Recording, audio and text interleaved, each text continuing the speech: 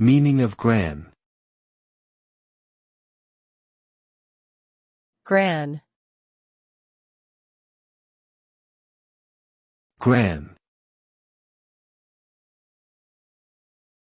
Gran. Gran. Gran is a shortened form of the term grandmother, which refers to the mother of one's parent. It is a familial term used to refer to a female family member who holds a significant position within the family hierarchy.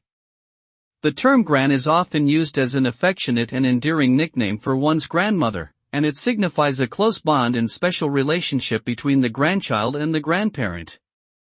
In essence, gran represents a cherished family connection and the passing down of traditions and values from one generation to the next.